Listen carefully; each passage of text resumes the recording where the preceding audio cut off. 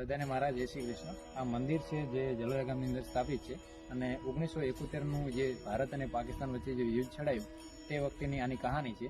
જે અહીંના પોલીસ કર્મચારી પગી તરીકે જે ફરજ નિભાવતા રેવાજી જેઠાજી ઠાકોર તેમણે પાકિસ્તાનની અંદરથી જે શાળદુરો ધામ છે ત્યાંથી શંકર ભગવાનનું શિવલિંગ તેમજ ગણપતિ અને હનુમાન દાદાની મૂર્તિ અને લક્ષ્મણ ભારતીનું જે મૂર્તિ છે તે અહીંયા લાવી અને સ્થાપિત કરી અને ત્યાં જે પૂજા કરતા આ મંદિરની તે પૂજારી લોકોને પણ સાથે લાવ્યા અને અહીં જલોયા ગામની અંદર સ્થાન આપ્યું, જે આપણે વિડીયોમાં જોઈશું।